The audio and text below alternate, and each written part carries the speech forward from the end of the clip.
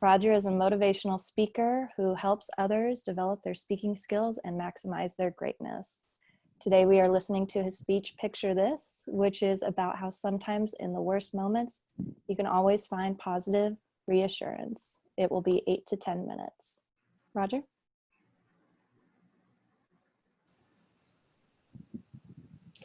Ladies and gentlemen, it is often said that if you believe in yourself, then you will be unstoppable.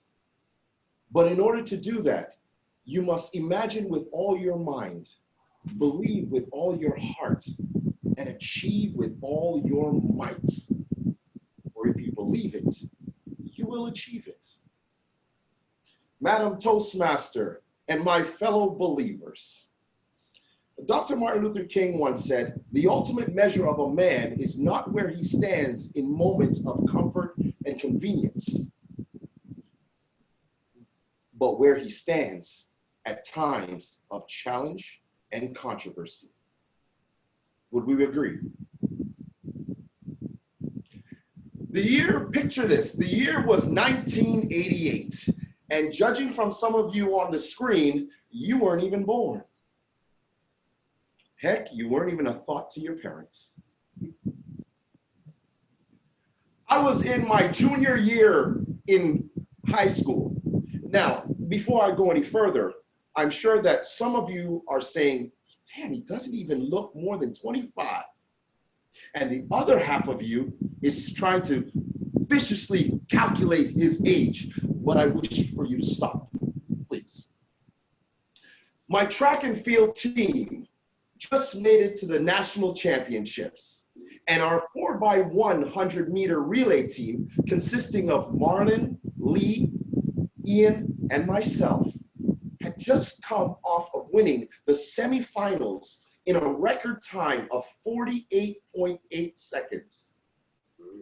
We were the odds-on favorite to win it all. When we arrived at the track on a bright blue sunny day, I could see thousands in attendance. And in the crowd, there were scouts looking for those diamonds in the rough for scholarships. I arrived in my traditional neon Nike tracksuit. Does anybody remember those ones? The ones that made the sound when you walked? Yeah? And I got there and all I could think about was, wow, this is my moment. Picture this. This is it. If we win today, everything will go our way. When the race started, Ian got in the blocks. On your mark, set. Ian blazed out of the blocks like a bat out of hell. Stick!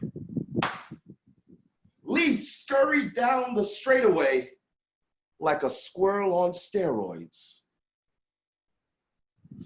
Stick! I took off like a Toastmaster terrified of table topics. And I'm seeing a lot of you laughing, so I'm assuming that you also are afraid of table topics as well. But I had no stick. See, Lee was still 5 meters behind. I guess I was terrified of table topics in that moment. One last ditch effort, stick! And as Lee tried to put it in my hand, the baton dropped. And with that, all hopes of being national champions. After the race, we sat in the middle of the field, dejected. And our coach, Landry, came over, knelt down, and he put his arm around us. He said, "Boys, don't worry about it. You'll get another chance. If you believe it, you will achieve it." I jumped up and I turned to him and I said, "I'm not trying to hear that. We just lost." But I was only looking at the small picture. The one that said, we just lost. The one that said, we were embarrassed. The one that said, we're not going to get those scholarships. What I failed to see was the big picture. The one that said, we made it for the first time to the national championships. The one that said, 4 guys from a small school represented it and did it with honor. The big picture that said, we'll get another chance. What about you? How many times in life have you only looked at the small picture when controversy or challenges have come up? You never looked at the big picture.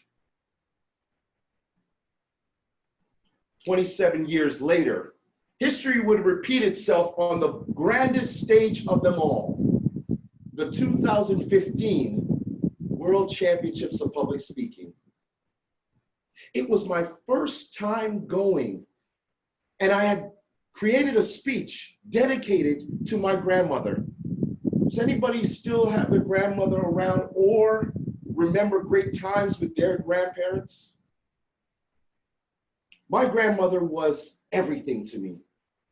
I have sometimes told my mother that she might be just a little bit more than you, but she was the world. And I wanted to dedicate a speech specifically for her. I had no idea that when I started the competition in January, that I would make it all the way to the World Championships of Public Speaking.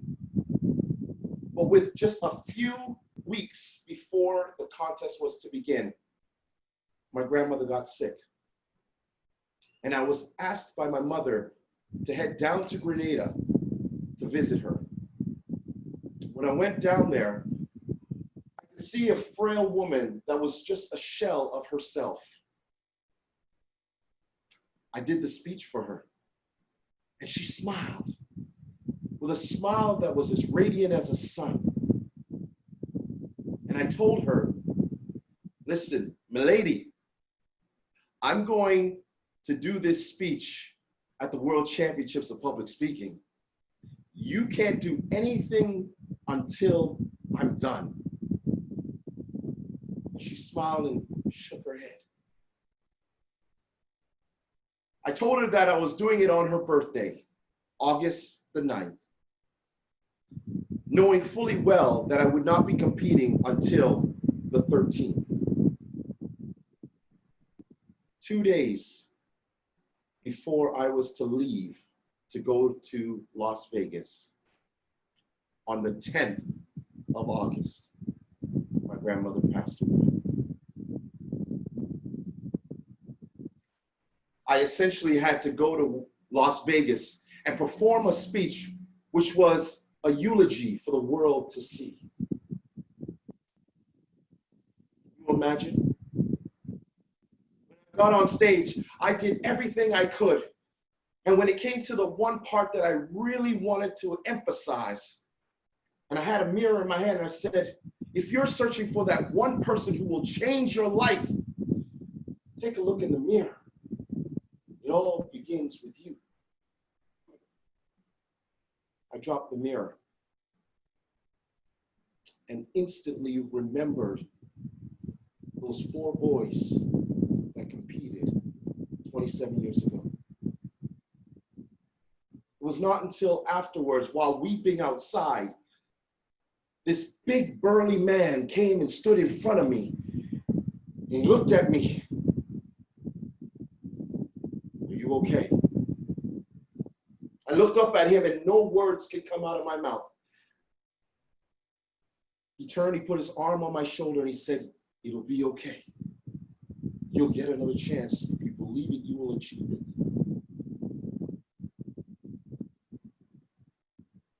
Mark Landry, my coach, came to my mind.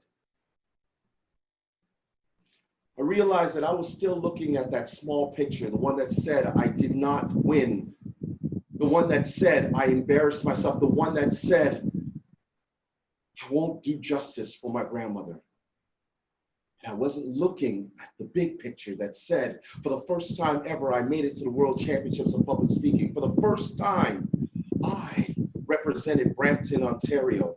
For the first time, I was doing it for my grandmother. We all have an opportunity in life to take challenges and controversies and see the bigger picture. Far too often, we only focus on the small one. Open your mind and see the collage in front of you, the mural of magnificence that is before you. Now, you're probably wondering, whatever did happen to those young boys that lost that day? Well, they came back the following year and they went on to win the national championship in a record time of 47.6 seconds, a record that stood at their school for 15 years. My fellow Toastmasters, when it comes to controversy, challenges, learn to believe in yourselves. Learn to believe that if you want something so badly, you can achieve it. And when you do that, you will be unstoppable.